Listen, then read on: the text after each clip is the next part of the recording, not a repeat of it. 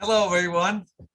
I'm Crystal B with Same Cast Every Day, and this is another great episode with the Same Cast Different Day podcast with the man, the legend, the person I know very well as Mr. Martel Roland. Did you just call me a legend? That's like old people status. I'm not that old. I refuse to be called a legend. That's like old people. Oh my goodness! I was just trying to have a little fun with him. By the way, welcome in the Same Cast Every Day, everyone. I'm your co-host, Crystal B, the man, that runs this operation, The Mr. Martel Roland, everyone. man that runs the operation. I guess that can work. I guess that can work.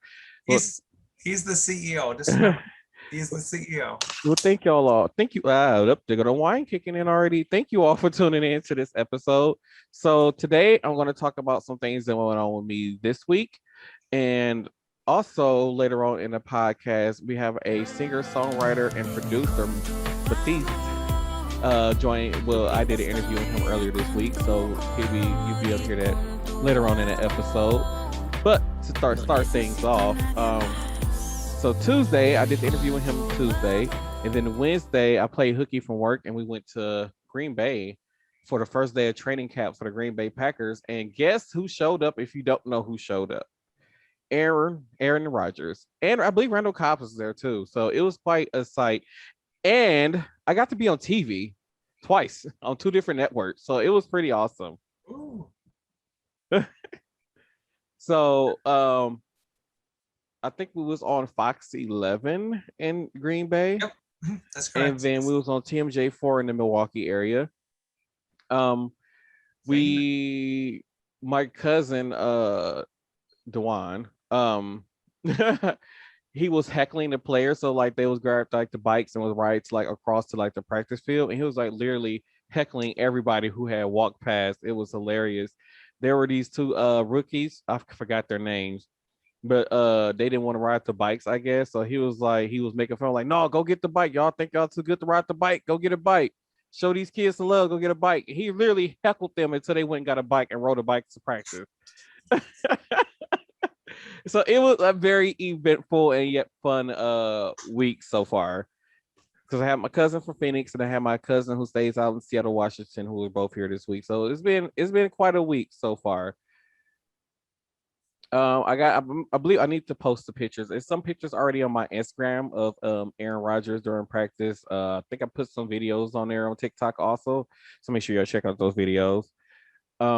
One thing I do want to put out though, would you guys please stop with the I can't believe you was out there and all them crowds of people and nobody was wearing a mask. I was like, first of all, people, okay, I'm gonna need y'all to get this straight. Out of the whole entire state, there's only 900 people that's hospitalized with COVID, and majority of those people that are hospitalized are people who are not vaccinated. So please shut the hell up when it comes to talking about me being out in public with a no mask on outside. Just shut the hell up, okay?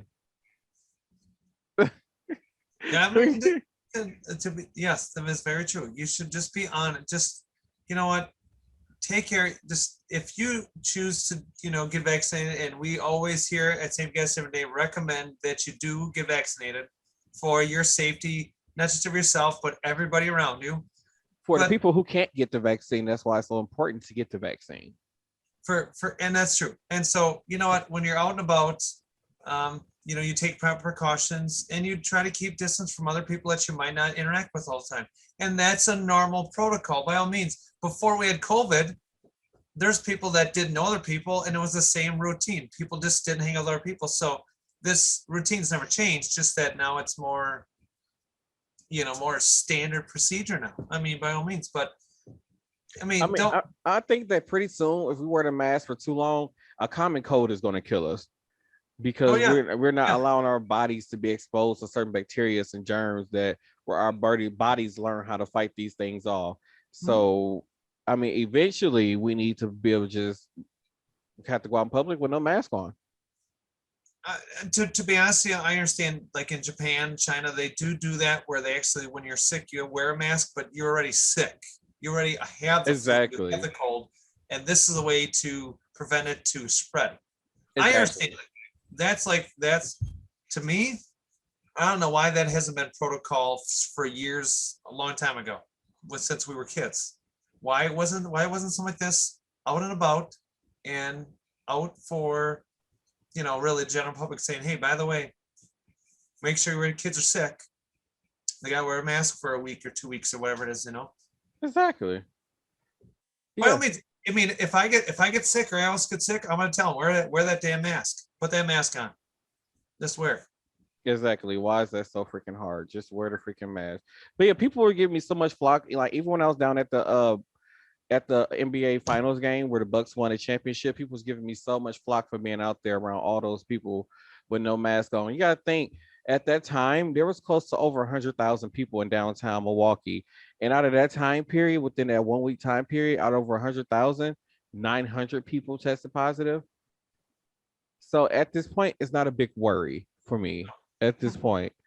Like I said, people who are vaccinated can still be carriers. Yes, that is true, and that you can still carry it. But at the same time, the whole point of getting vaccinated is that if you were to get the virus, you don't end up in the hospital on life support. Facts. These are all true facts.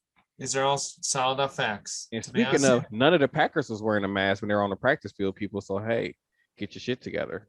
I mean, to be honest with you, one of the baseball players for the Milwaukee Brewers, Kristen Yelich, actually just tested positive after having both shots. I don't know which one he had. Again, Pfizer or Moderna, but he had them.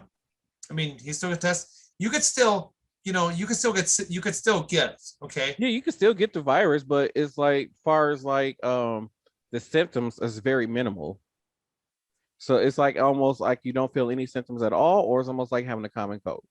You may get coughs and sneezes, cold, might feel a little run down. Right. Alrighty. So before we get too far along, I guess we should get into the interview and let the interview play. We should. So, ladies and gentlemen, singer, songwriter, and producer Matias is talk with me. So here you go.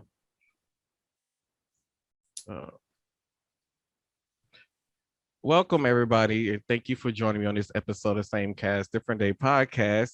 I have with me here recording producer, songwriter Matias here with me. Thank you for joining me on this episode. Hey, what's up, man? How are you? I am wonderful. So, one of the first things I want to talk to you about. So, according to my research, you put out your first single in 2017, which I didn't even know about that. Tell me how the journey has been so far. Yeah, so it's actually interesting. I actually put my first single out even before that. But that Really? was so I switched my name back in 2017.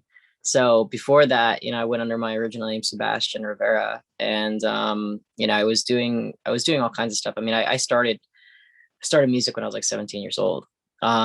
So I actually, well, even younger than that, but I started making my own music when I was 17 at least. And I was kind of doing like the singer-songwriter thing. I did pop, funk, R&B. I mean, I've pretty much been like all over the spectrum. But in 2017, that was the first time that I went under Matias. And the whole reasoning behind that was basically I was kind of moving more into kind of the mix with Spanish and English music. So, in 2017 is when I first went back down to Colombia and started working on music down there because my family's from down there. So I kind of started reconnecting with my roots and everything. And, this past year in 2020 was the first time that I put anything out fully in Spanish. So before that, it was always kind of a mix of Spanish and English, kind of thing. But yeah, it's been interesting. I mean, this has definitely been probably the most successful year for me so far, and the most consistent year for me, as far as putting out music with consistency. I'm working on getting some new stuff out now. But for this past year, I was pretty much releasing every 6 to 8 weeks, with the music, which I saw is definitely the format to kind of go with. It's just, having to constantly put out, material and being able to kind of provide something fresh to my audience, with a schedule. Yeah, and I've been enjoying the music that you've been putting out over the last few months. Thank you. It's kind of helping me learn a little bit of Spanish, so hopefully it'll keep me going with the Spanish. There you go. So one of the singles I had listed that was one of your early singles was Wild Side. And then I was like blown away by that because I didn't even know about those singles. And so I went back a few weeks ago, like, wait, hold on, there's like more. So I got excited. I was like, so where did that whole, when you started doing like that part of that genre of music, like what made you go into that? So, I mean, I think a lot of it was just kind of, again, like I said, kind of reconnecting my roots. I ended up working with few producers out of Colombia. The one in particular that I worked on that project with was this guy named Pingui and another guy named Juan de Morales. And basically, they kind of said to me, they're like, oh, dude, why don't you try to kind of bring, marry the two backgrounds that you have together? I mean, they said, you are Colombian, and you are kind of reconnecting with your whole roots here and your family and everything else in the culture. So why don't you try to bring part of that, but also bring, what you have from your pop background and kind of marry the two together.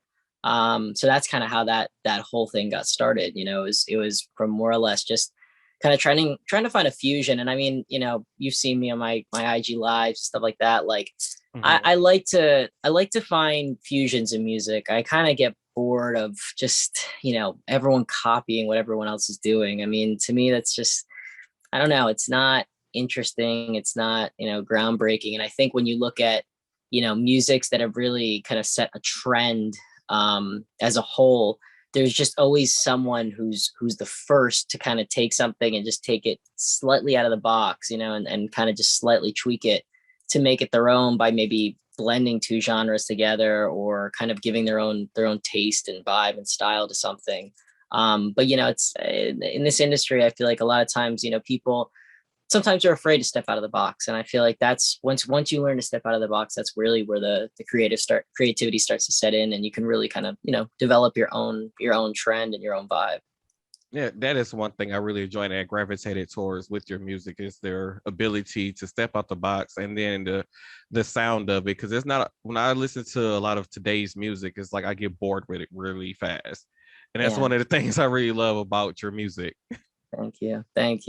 Yeah, and that's kind of been my goal, is to just kind of always, like, I don't know, like I come from, I mean, outside of like the whole pop world, like when I started in music, I started in like classical and opera when I was like, 7 years old. So I mean, I was kind of coming from a really totally different like perspective and space of music. I like the musicality of music. So I mean, to me, I try to involve elements of that without overcomplicating it, you know what I mean? But Right. I try to keep, some of those elements into my music. And you see sometimes when I'm building music out, I like to build harmonies and I like to build stuff that kind of just, it keeps the ear going, you know what I mean? It's something that just kind of, tags you as you move through the music to show a progression. That is true. I really enjoy that. So when did you realize you had the music itch? Like when did you was like, this is what I want to do? Oh, since I was a kid. I mean, like I started music when I was, like I said, probably like 7. I mean, and before that, I don't know if you remember like can't remember what that was. I don't know if it was Looney Tunes. There's one of those like, like cartoon TV shows. There's that little frog that used to hop out of the box and was singing like opera or, Oh, I think that's like the WB frog or something like that. Yeah, WB frog. Yeah, that's what it was. Yeah. I used to run around the house, like, imitating him and stuff when I was a kid. So, I mean, I don't know. I just had the bug, and it just, I pursued it ever since that. I mean, throughout pretty much my whole life growing up as a kid, I mean, I was involved with something with either the theater or with, like I said, like classical music or opera. And then it was around like probably 15, 16 that I started to play guitar. And, I kind of wanted to switch from this. I wanted to switch from this position of singing other people's music, because I was always singing other people's music, things that other people wrote, shows and whatnot, to being able to kind of compose and create my own music. So once I had the ability to start playing guitar, that's where that kind of all set into place. And I started, writing songs and playing everywhere. I mean, when I was like 18 or 19, when I just got out of high school, I used to go to New York and I would play in the subway for hours and hours and hours. Yeah, I played on the subway. I played on the streets of New York. I played, Ocean City, Maryland. I would go down and play on the boardwalk. So, I mean, my guitar for the longest time was like, that was like my girlfriend, you know. She went everywhere with me, and you know, I'd be playing anytime I had the opportunity to go out and play, I would be playing, you know. So you know, it's an interesting progression, especially now kind of moving to music where, you know, it's more production behind it. But I mean, a lot of times even still, like I'll try to start with my composition with a guitar or with a piano or something, you know, that kind of allows me as a bass instrument to start building up everything around it. But yeah, I mean, my guitar went everywhere with me for many years. So speaking of your piano, when I was just watching the last live that you did, I had no idea you played the piano. I knew about the guitar, but I didn't know about Yeah. the piano. So what other tricks are you hiding? Like what other instruments can you play besides those? Well, those are the two main ones for me. So I mean, like, and I'm not the best piano player. I can diddle around, you know, and I can get the general idea. But those are the two main ones for me. You know, when I was growing up, I tried to play a little sax, and not really my thing. And you know, drums, forget it. I'm horrible. I can't. I don't know why, but I can't play them at all. And I mean, sometimes I can program them, but it's like I don't know, something just doesn't compute, you know. And it's interesting because you know, even some of the guys that I work with, a lot of times will, you know, when we work on productions together and stuff, like I'll end up coming up with really cool top line melodies or coming up with cool chords or progressions or stuff like that. And, you know, that's where I excel. But then when I ask like them, they can come up with really dope, like, you know, bass and drums. So I think sometimes people just, they have a gravity towards one or the other, you know, and those who can really excel can do both, you know what I mean? But I've noticed a lot of times it's like, you know, you'll always find one person that can kind of complement the other when it comes to, you know, producing music. So, I mean, that's why I've always personally have been a big fan of collaboration as well. Speaking of your collaborations, I love seeing you collaborate with like other writers during your Instagram lives.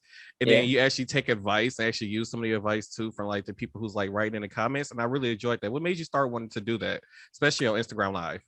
You know, that was something kind of new, honestly. So I mean, I just kind of started saying to myself, I mean, I'm like, you know what? Let me kind of just put stuff directly out to my public. You know what I mean? Because I mean, at the end of the day, like the people that are on my Instagram and the people that are watching me are the people that are consuming my music. So why not then let them be a part of that, you know, whole process? So I said, you know, why not? I mean, you know, it's rather new to me even still. I mean, this is only in the past couple months that I've really been doing that, but I like it. I mean, it's cool. It gives me honestly like direct automatic feedback, you know what I mean? At the end of the day, like I said, the people on there are the ones who consume my music. So, you know, I figure, hey, if it gives them an opportunity to feel like, you know, part of the collaboration process, that's awesome too. And, you know, when I'm working with other writers and stuff, you know, it's I think it's kind of neat because to me it's like imagine like, you know, the first car being built, but imagine being able to kind of stream that to the world and let the consumer almost be part of that. Imagine how much that can streamline or could have streamlined the process. You know, like maybe there could have been an input from someone halfway across the world that said, hey, you know what, that chair doesn't look exactly right, maybe try to angle it, you know, this way 15 degrees or something. And I mean, I think when you have kind of this open network and this kind of open environment behind things progress faster, you know, and things can actually improve faster. And you know, I kind of I'm really big into like, you know, tech, and I'm really big into just business in general too. So, and I read a lot of books, and you know, one thing that there's been a lot of talk about is just, you know, open networks and name skipping right now the actual formal name of it, but anyway, kind of this open network communications, they do allow for things to develop much faster than keeping things kind of closed and private and, you know, kind of elusive from everyone. So, you know, I figure it's a different and interesting way to write. Yeah, because from watching your lives, I never knew how much production goes into like producing a song. Like I've Oh yeah. seen it from the aspects of where everything is kind of like already put together and a person was just going in like, I just need to do these lines. But Mhm. seeing you do it from scratch, I was like, wow. Yeah. Like I never knew how much work goes into producing a track. Oh A- yeah. And then to see you like you like, oh no, that doesn't sound right. And then you go back and like we see you do like 10 or 15 takes one time during one of your live sessions. So I was just blown away by how much production goes into, you know, producing a track and you letting your audience see that. I think that's like a a big plus, because not a lot of artists let their, their audience see, or their listeners, people who's buying their music or streaming their music, listen and see that part of the work that goes into producing the music for them. Yeah, and I think that's kind of cool too. I mean, like I said, I think a lot of people, they kind of want to keep that part more elusive and kind of more mysterious. But I mean, I don't know. At the end of the day, like the way I look at it is, again, I think it's nowadays more so than any time before this. I mean, your audience wants to be able to see the process, and it's like I go back to my point. I mean, we never had a point in time where we could so directly and immediately be able to share this process that we go through with our audience. And I mean, I look at people even like, a guy that I've been watching for a while is Gary V, or Gary Vaynerchuk. I don't know if you heard of him before. But a friend of mine, actually, he who shot my first music video. He's actually that guy D-Rock who works with him. So he shoots all of his stuff now. Yeah. So ironically enough, when he started working with him, I started following him. But he even talks about that process a lot. And he kind of, he's very, one thing that he says that I really appreciate, and I think I really gravitate towards, is he's like, don't filter yourself. Just document everything, record everything. And then if you want to filter out into bite-sized clips for, whatever platform it is, then you can filter. But I mean, if you immediately start filtering yourself and you immediately stop kind of like the creative process from happening because you're worried about what someone's going to think or what someone's going to say or what someone's opinion is of something, you're limiting yourself at that point. You know what I mean? So I mean, I love the ability to kind of be able to go on live and, okay, if I mess up, I mess up. I mean, we're all human, right? So, Right. but I think a lot of artists don't want to show that part. They're afraid to show that part because it is a personal thing, and it is like opening up your life, to what's going on with behind your music and everything. Like, because this, I think the creation of music is something very interpersonal, you know what I mean? Because you're essentially allowing expressionism coming out from yourself, and putting that out to the world. And I think everyone wants to just see that, feel like they see the final product. But like you just said, I don't think a lot of people know how much goes behind it and how much, actually goes behind creating that song. So I think it also now for the audience kind of develops a higher sense of appreciation for music, because I think most people, they hear a song, I don't like it, or I like it. You know what I mean? So, but they don't understand, like, people are spending hours and hours and hours and hours in a studio developing these ideas. And I mean, so even if I find a song that I'm not necessarily a fan of, I'm not going to necessarily trash it right away either, because I know that there was hours and hours and hours spent behind creating that piece of music. Whether it's my taste or not is subjective, but at the same time, like, I know I can appreciate the value of what went into that. Right. I can understand what you're saying about the appreciation of it, because I believe the last single that you had put out, I remember watching you on Instagram Live working on that single. And then I had no idea you was actually about to drop a video to it. So I started seeing the clips. I was like, oh my God, it's like, it's about to hit. It's about to hit. I was so excited. So I understand what you mean by the appreciation of the fans or the listeners to be able to see that whole process come together. Yeah, absolutely. Absolutely. So one of the things I want to talk, I remember, I don't know if it was about 2 months ago, you were supposed to be going to a writing camp. I want to ask you about how that went. Oh, so that went really well. That was down in Atlanta. And like I said, I'm actually going back down this week. But yeah, that went really well. We worked on some new music down there. I don't know if you saw my live the other day, Libby, the guy who was on there with me, the producer. So I was working with him down there on some new material. And yeah, we got probably about 4 or 5 songs, like kind of just roughed out. So we were basically working on, like just kind of finishing them up. So the idea was to kind of finish it, during that whole time. But, he had some personal stuff happen, and, just kind of our times didn't align. So, but the idea is now I'm going to go down there, ideally finish up those, 5 records or so, and work on some new stuff. And then also, he's going to be hosting another writing camp down there for this week and the following week. And that'll be pretty cool because I'm going to be working with him. I think this other guy named Pac Miller, I want to say his name is. He's another producer. He worked with like Ray Shrooman. He worked with Little Dirk, a couple other big guys in the industry, but and a couple writers from Sony. So it's gonna be pretty cool. Like we're gonna be doing like a pretty decent writing camp and working on a bunch of different music, and then probably working on some stuff also for my project as well.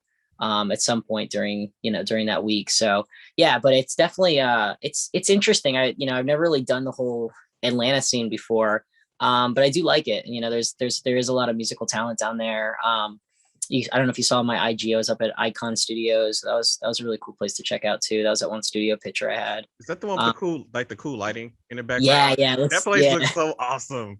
Oh, dude, it looks like a spaceship when you walk in there. So it's really neat. Whoa. Oh man, that has to be. So speaking of the Atlanta music scene, was it like you expected when you got on in the Atlanta music scene? I mean, it's different. I mean, like, Atlanta as a whole was totally different for me. Like, I wasn't sure what to expect exactly. So I guess I didn't really have like definite expectations. But I mean, it was like really kind of interesting because there's just from like even a cultural aspect, there's a huge mix of culture there, and I didn't really know that. So it's like you have like a huge community of like people like Mexican people, Asian people, and then like obviously African American community. But I was really interested by that because I just saw this huge blend, and like it's kind of cool because it has its own vibe from that. You know what I mean? Like same way you go to New York and you kind of get this like this whole vibe from all the cultures blending together. So I don't know. I'm always interested in that. And I think, the music that comes out of there is definitely it's always influenced by those factors as well. You know what I mean? So, I mean, it was kind of cool. Like, but the whole scene as a whole, I loved it. I thought it was cool. I mean, I definitely, like I said, I'm going back down. So I enjoyed myself. So what was your biggest takeaway from the Atlanta music scene? I think my biggest takeaway was really just kind of like, I don't know. I think it's more of a personal thing than necessarily like a music thing. I think for me, it really wants to push me to kind of be more in a community with more like songwriters and more producers and being around more people like that. Like I've been really contemplating the move between like Los Angeles or Medellin for a while. But then now checking out Atlanta, I'm like, this might not be a bad place to come either. You know what I mean? Because I don't know. It's interesting where I'm at here. I'm in Pennsylvania, and it's cool. It's not bad. It's calm. It's but it's not. I'm not surrounded by creatives. You know what I mean? And sometimes I feel like I don't know, being around that creative energy and being around other people who also create and build, like it kind of supercharges you. You know what I mean? Where I mean, here it's like I'm working on my stuff by myself, and don't get me wrong, it's great, but I still feel like, even when I'm in Colombia, for example, like I go down there and I'm like, I don't know, I just feel a different vibe when I'm working with like 4 or 5 different people in a room versus just doing it kind of all by myself, So I think my biggest takeaway, like I said, is not necessarily anything directly from the Atlanta scene, but just more so kind of a personal thing of, saying, well, I think I need to put myself around more creatives. I need to be surrounding myself more with that physical energy, because when you compose and create and produce something in person and having the other person right in the room with you, bouncing off ideas, bouncing off a vibe, it creates a whole different kind of thing versus if you're just kind of, hanging out on the computer and doing things virtually, Right. So I don't know if it was in Colombia or it's another place you were talking about. You said had an apartment there. So were you still planning on hosting like the writing section there that you were talking about? In Colombia, yeah. Well, so I was talking to so at the end of August, I'm going to be going down to Aruba to work with I don't know if you've ever seen Omar on our live sessions. But I'm working with him. He's a producer out of Aruba. So we were thinking about going to Medellin initially to host a writing camp down there. But I think what we're going to do now is I'm going to go to Aruba, shoot the video down there, and then also host a writing camp down there.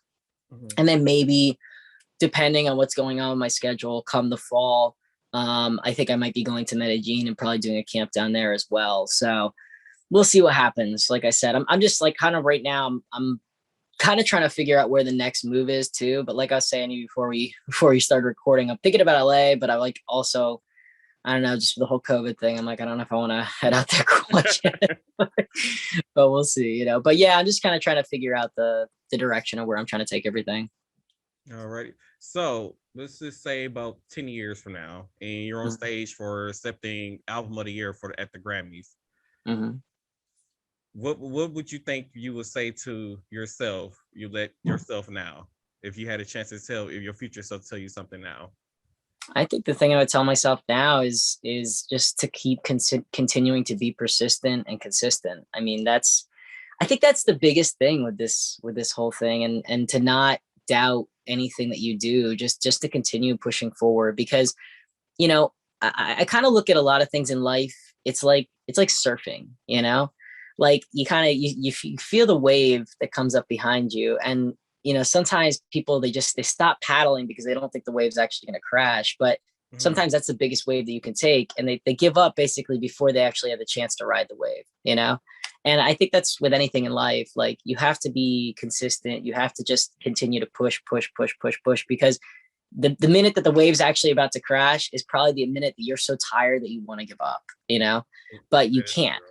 You know what I mean? So I think that's the same thing I would tell myself now. And I think that's ultimately what continues to push me to the point where I know I'll be there one day. It's just a matter of continuing the consistency, continuing to be, you know, every day working on my craft. And, you know, things will happen. I read a lot of stories about, you know, different people who have been successful in all kinds of different fields. And that really, it's so much more than anything else. It's the mindset. You know what I mean? If your mindset's not right, you can never reach that level. And the reality is, if your mindset's not right and you reach that level, it's going to be that much harder for you to hold on to it. Because once you hit a point where you really hit like kind of a higher level success in your life, that's where the game really starts. Because it's like, how do you hold on to that? You know what I mean? How do you not let that go? You know? Yeah, that is true. Because I think last year about sometime I was like, okay, you know what? I don't think this whole podcasting thing is going to work out. And I was like, no, let me stay at it and keep going. And now I run into you and I'm sitting here interviewing you. Yeah. Which is pretty awesome. But yeah. This whole ride has been such an amazing opportunity. Like, I've gotten the chance now to interview politicians, working on getting the city mayor to come on. So it's been a ride for me.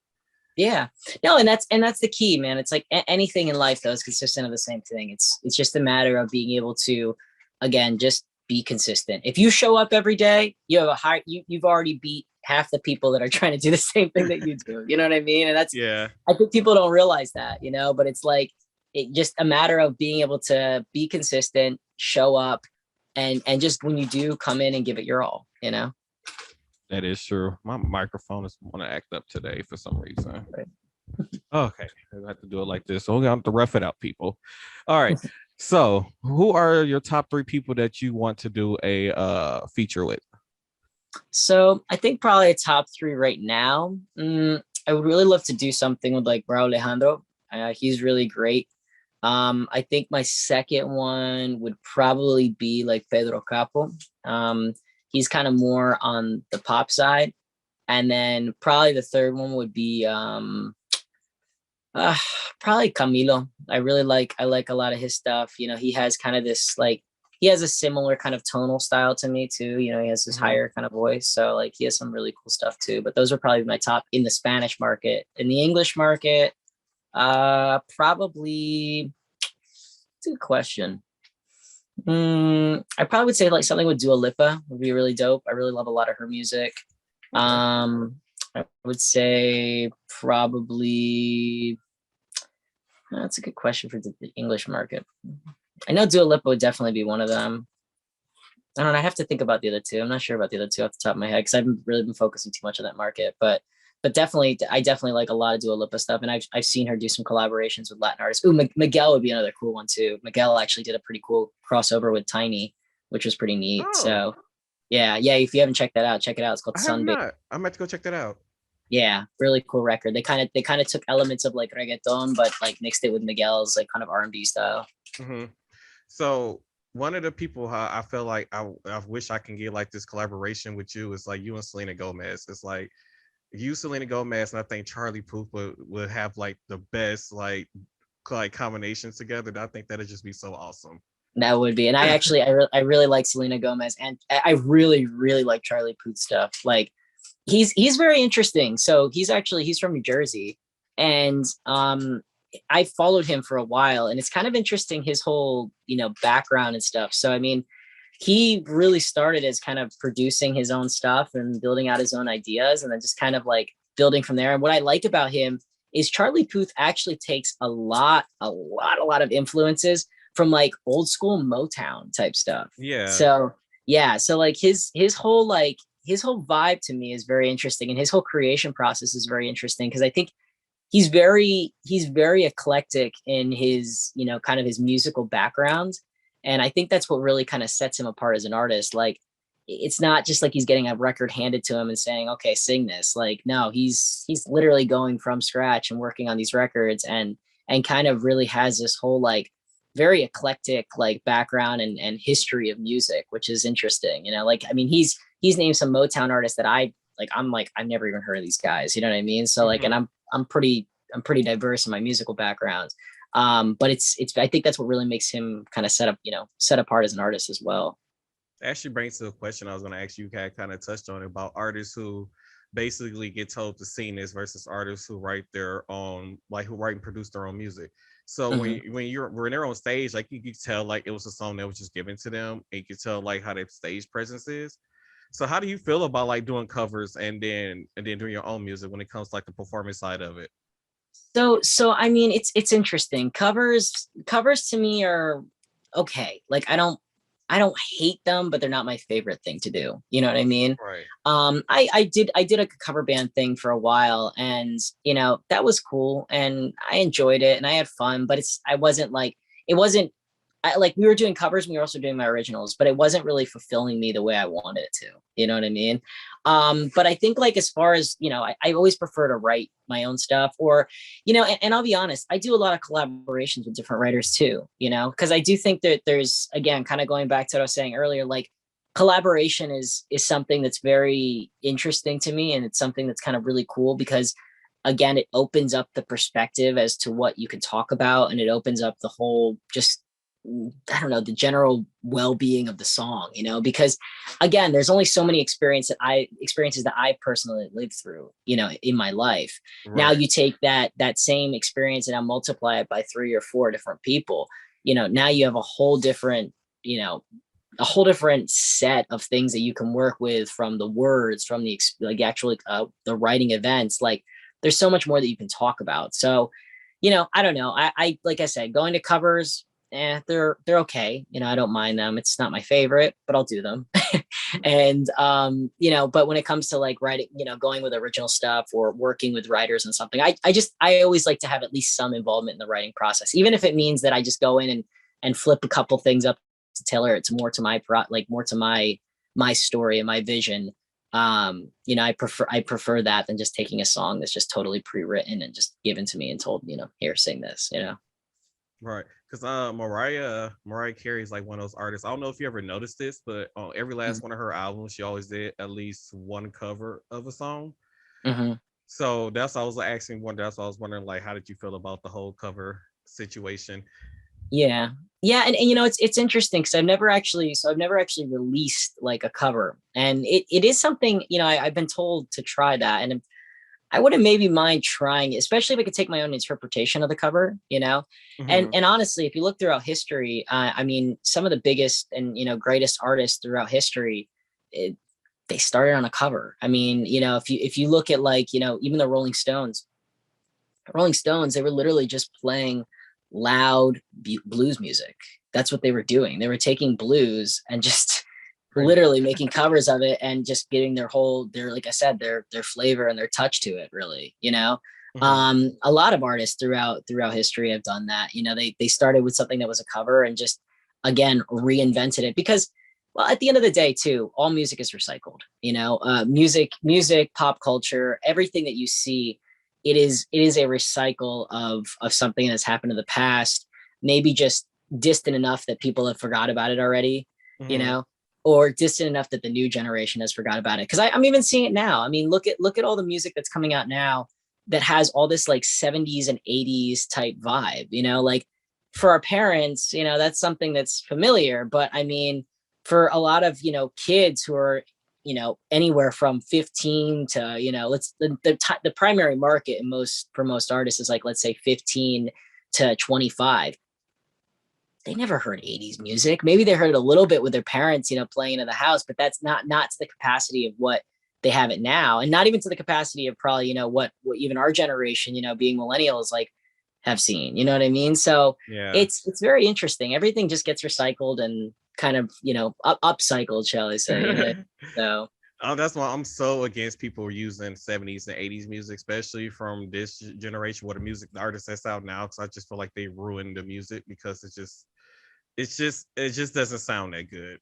Uh, uh, it's a reinterpretation. I mean, yeah. that's what it boils down to. It's like, you know, they took, I mean, you know, look, can I compare a record by like, you know, Dua Lipa to like, you know, Earth, Wind and Fire? No, it's just not, it's not the same thing, man. You know what I Right. mean? Like, you know, you can't put them in the same category. But again, like in my personal opinion, do I think it's bad? No, I don't think it's bad. I think it's someone that's now taking their personal touch and taste onto something and just kind of applying it. But do I think that it's something that I'm like, you know, would I prefer to still listen to Earth, Wind and Fire? I mean, yeah, you know, I think that they've Mhm. created something that's a classic. But again, I think it all comes down to opinion, right? Because True. if you really think about it, what makes a song a classic? You know, what makes a piece of music something that defines history? You know, because like I said, even if you look at like the Stones, going back to that example, okay, well they became a classic. You know, they became a classic group that just known throughout history. But did Mhm. they really reinvent anything? No, they took blues music and just made it louder and faster. I mean, that's all they did. Yeah, I mean, yeah, So pretty much. yeah, so I mean, you know, is that within enough of a definition to say it's became a classic? I guess, you know, it depends on what pop culture states and what the general populace states, you know what I mean? So it's interesting. I mean, you know, but again, music is all, what I love about music is it's all about opinion. You know what I mean? It's all like all based on taste, you know? Yeah, because with your music, to me, it sounds fresh and new, and it's not like what I'm hearing today. Hmm. Because when I turn on the radio today, like I kind of hate turning on the radio today because everything kind of sounds the same. And Same. then when you produce your music, like I don't hear that. Like it's always something new with each single that you have put out over the last few months. So Hmm. that's how I really enjoy listening to your music in the direction that it's going in. And speaking of, Appreciate it. when is the next single dropping? So that I'm still trying to work on. That's like that. So it's weird. So this is the first time in a year basically that I didn't have something within like 6 to 8 weeks. And I think I just kind of needed a little bit of a mental like pause, you know what I mean? Because I was getting a little bit burnt out. Mm-hmm. Um, but you know, I'm working on stuff now. So like I said, I'm working on this record. Hopefully we will be shooting the video by the end of the month. So maybe September, you know, maybe, yeah, probably I would say September or October at the absolute latest. I'm trying to get something out before that. I'm thinking about maybe just putting something kind of out off the cuff kind of thing. Nothing with a huge release behind it, but we'll see. I'm working on it. I know I took a little pause, you know, because the last one was back in June, but you know, also to just be 100% honest, this is my summertime. This is the one time I get to come up here and, you know, spend some time with family and friends and stuff. So I'm just like, you know what, I gotta also enjoy my life. So, That is true. It's just you that I've been know, on the edge of my seat waiting. yeah. No, don't worry. But I got some stuff coming out for sure. I mean, and once the new stuff does come out, it's gonna be really cool. Like I said, I mean, the stuff I was showing you the other day, that I was kind of working on those harmonies, that's gonna probably be one of the next ones. And then from there I got a couple other ones. It's funny because I have a couple in my back catalog, like a couple of ballads, and I have a really good one, but I don't think I want to release it yet. You know what I mean? Like I'm waiting for the opportune moment to release that. But I have a really, really nice single that I do want to release soon. I'm just trying to find the right opportune moment, you know. I can respect that. Yeah. I guess the wait will be worth it once they drop. So I'm ready Absolutely. for it. I'm ready. Awesome. Well, they are coming. They are coming. Don't worry. All right.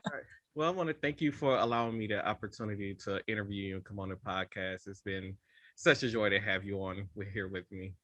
I appreciate it. Thank you so much for having me on. And yeah, just keep in touch with me on IG, and for your listeners too, they can check out my stuff. Matias Made It. And it's all my social media handles. And yeah, just stay in touch, and hopefully we can get a couple listeners to come in and pop in on the live too. We can all hang out. Awesome. Thanks for joining me. All right. Thank you so much.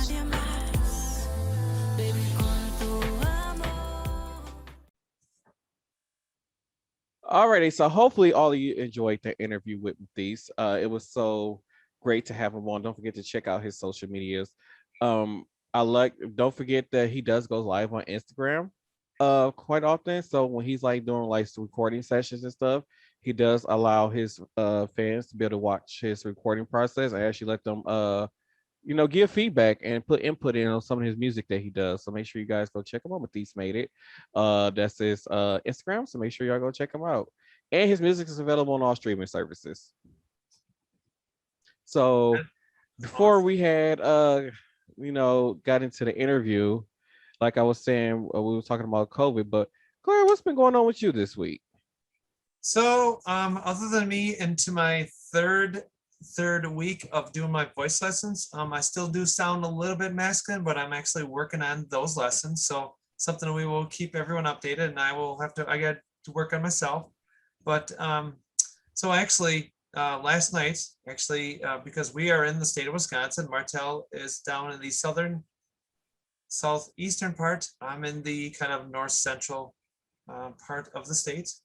Actually, what happened was actually there was a warm front and a cold front kind of like butt against each other and brought down a nice storm system. And I had to leave my home, go to my parents, stay there for most of the night because there was actually straight line winds of excessive between 65 to 85 miles per hour, which is pretty close to like an EF0 and EF1 kind of in that scale. So do your research now. Do understand tornadoes are different from hurricanes. So as this podcast is around the world, you have to understand that tornadoes do have hurricane force winds. So do understand just because tornadoes are more inland and hurricanes are more oceanic, that you have to make sure you do compare apples to apples. So I'm very happy to say my house is still one piece. I'm glad to hear Martel slept through the whole thing. The whole entire thing. I heard no rain, no thunder, no wind, not a chime, no tornado alarms that people were saying going off. I heard nothing. So if there was a real tornado that would have hit my part of the state, I probably would have been dead because I would have slept through everything. I am just happy that everybody, there was some warnings down by you. Actually, I did look at some. Yeah, they actually had a tornado touchdown in Waukesha. I did see that. Yep, I did see that. They had possibly in the state, I think right now we're up to like 4 tornadoes in the state so far. So we're talking from like around I think it's 90, yeah, Interstate 90, kind of up by the Twin Cities there, kind of up north, kind of just past Eau Claire, Chippewa Falls. Mm-hmm. And it was amazing how there was like an EF1 or 2 up there, and it worked its way down there, and it started stalling. It was going real fast. It started slowing down. Well, when things start slowing down, you have to understand things get really crazy kind of quick. Things can get really out of hand really quick. The problem was Mother Nature doesn't know how to channel her anger when all she needs to do is go drink a glass of wine and be happy and stop doing all this angry stuff. Like for instance, Texas, Arizona, and Louisiana, please come up here and get your weather. Once again, we don't like it. It's too damn hot. I don't like it. Come get your weather. I don't like it. I understand. I got to walk around with swamp butt all day. I don't like it. Come get your weather. I'm just saying, it be so hot. Oh my God. Like, it's like soon as I step outside, instant swamp butt. That's just how hot it's been. I don't like it. It just needs to go away. Uh, and it's so humid. I mean, I work inside a building too, and it's so humid. You see, It's like, but you're lucky you ain't had swamp butt at work. she's no, I don't have that issue as a lady. I do not. So no, I actually no, I do not. But I mean, yeah, I could. I'm not saying it's possible, but you know, I'm just saying, Texas, come get your weather. I'm tired of swamp butt. That's all I'm saying. It's a lot. Just come get it. We didn't ask for this. Just like y'all didn't ask for snow, we didn't ask for this. Come get this stuff. you know what, everyone, I love how he actually says it. It's like, get it out of here. We want our 70s and 50s. Thank you very much. Yes, like to me, the perfect day is 76 degrees, a blue sky with no clouds. That is like the perfect day for me. I don't need it Well, no hotter than that. you know, some nice white puffy clouds would look pretty, you know, by all means. But you know what? It is pretty interesting. Now, you know, when you talk about temperature change, and this is one thing actually we talk about like storms and what happened last night. It's funny that that last, you know, if you were to take the same temperature that it is right now, it's probably in our 80s right now, pushing almost 90 like normal for July, Mhm. which normally doesn't get warm. Now we are at the tail end of July, which is normally where kind of a mid-July will start warming up. In August and September, usually where it stays pretty steady till But we start it slowly. gets hot here though, but it don't get hot where it stays in like the 90s like this for like this amount of consecutive No, days. no. Because I think we went like 4 or 5 days where it's like 90 degrees straight, just swamp butt everywhere. Everybody walking around with swamp butt. I think that's why girls be wearing sundresses in the summertime, because they be having swamp butt and don't want nobody to see that swamp butt. That's what it be. Everybody walk around with swamp butt with this weather. Oh, God damn it, take it away. uh, September will come. But so there's other parts of the state where you can go into different parts, like towards like one of the Great Lakes, like Lake Michigan. And it's funny that the temperature changes. Oh nope, I stay close to the lake. It's still hotter than a jalapeno ass. It's still hot. Nope. I live close to the lake. It's still hotter than hot. No. So so once you head more north, okay, way north of Milwaukee and Sheboygan, and up towards the wine country up that way. And Drink to that. wine country, as Mr. Martel, we gonna maybe try to see if we can squeeze it in this year. We'll see what we can do. I don't know. Wait, it's a Depending on winery here?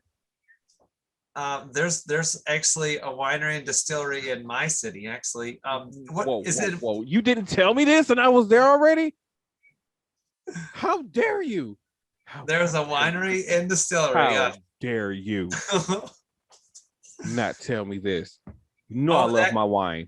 actually, take that back. There's actually a winery in town, and there's one like within like 20 minutes of my house. Another one. So two wineries. You're going to Shady Pines now. No. Yep, you're Shady Pines. No. How dare there be a wine distillery? Oh, that's right. Okay, What were we talking dispensaries. about again? Dispensaries are for those people that do this stuff. Okay, that stuff. Okay, that's the the 4420. Okay, those people. Not the area code. Okay. All right, not 920 420. So, Oh yeah, right. How dare you not tell me about the wine dispensary? Dare you? he's talking about the wineries, the two Yeah. of them. Yeah, I'm offended. I didn't know that. And then there is also a distillery. The distillery has regular alcohol, like hard alcohol, knock you down on your butt hard.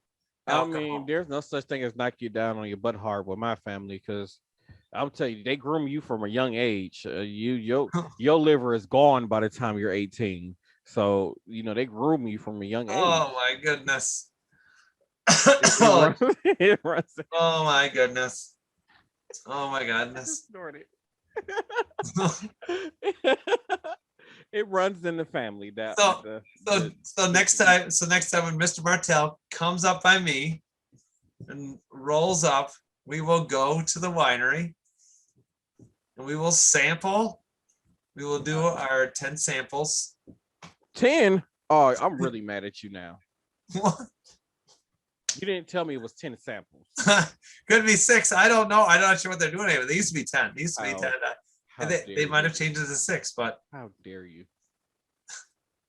My feelings just hurt right now. They're oh, hurt. you're fine. Take your feelings. They are Take your hurt. feelings and just I am hold it. appalled right now. I don't even know if I should be clenching my pearls. If I had some Oh my pearls God. to clench right now, I'll be clenching my pearls right now. I'm just so upset. Do y'all hear this? Everybody knows how much I love wine, and there's a winery. When I was in Fond du Lac, it didn't tell me.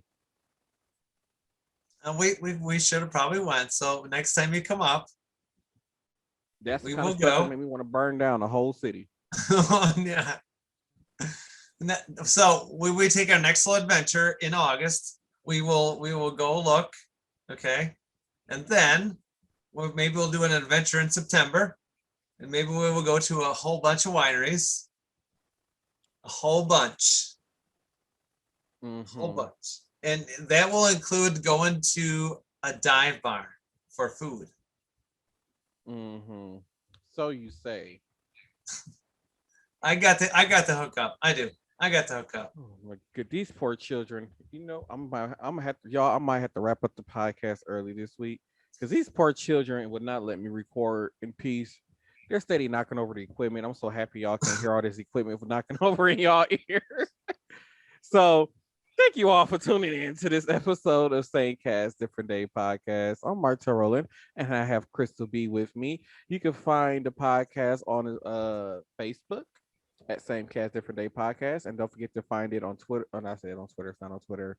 What am I thinking about? Instagram at Same Cast Different Day Podcast, or I think it might be spelled Same Cast DFNT Podcast, or you can look up SCDD Podcast. I don't know, y'all. It's out there. Make sure y'all go find the podcast on Instagram. And don't forget, check us out because we do have a website called, it's under direct.me/Samecast Different Day Podcast. We actually have our first website that Crystal B actually put together, and we actually have up there. We actually have about my fundraiser. Crystal B and myself, I'm doing a fundraiser for my surgery. Yeah, so don't forget to tell them about the fundraiser. I forgot. And so we're going to try to talk about that right up and through, and then hopefully we'll kind of get some little snippets here and there. But if you see me on TikTok under Miss Care Bear WI, I actually have the link right there too. But please, by all means, we want you to go to Samecast Different Day Podcast website. And by all means, please follow us on direct.me. Follow us, leave us a comment there, a suggestion about any episodes that you liked, or you want to hear something more about, or you want to hear a little bit behind the scenes about something. That is why we have the website. That is what it's there for. And we want everyone all over this world to get out there and spread the word out, because the more people know, now that we have a website, we're one step moving forward. It's a +1. Alrighty, you want to tell them your social medias, or? And my social medias are, again, on TikTok or Miss Care Bear WI, Snapchat if you want to snap me. Oh God, the app for the old people. Everybody knows how I feel about this. All the old people use Snapchat. You have to be at least 31 or older to be on Snapchat at this point. Oh geez, so 34 is past 31. Yeah, that's nice. Thanks, buddy. Thanks, buddy. You're almost 30, dude. Just remember, you're almost 30. No, I'll be celebrating my first annual 29th anniversary. He'll be 30. He'll be turning 30. We have to deal with not being a 20-something no more. Gotta be an adult. Gotta do adult things. I'll be celebrating my first annual 29th anniversary. So you can also check me out on Snapchat at DJ CareBear131, and also check me out on Facebook at Crystal B. And you want to check out Mr. Martel Rowland. You can find me on the Twitter, the Instagram, and the Facebook, and the TikTok at Martel Rowland. And don't forget, I'm also on Direct Me now, which is direct.me. I think it's direct.me/Martel Rowland. I don't know. I don't remember, but you can follow all my social medias on there too. Thank y'all for tuning in to this episode of Same Cast Podcast. Thank you again for coming on the podcast and giving me the chance to interview you. It was amazing having you on. Thank you so much for coming on and doing the podcast. And tune in next week. This has been Same Cast Different Day Podcast, a Buck Sun production.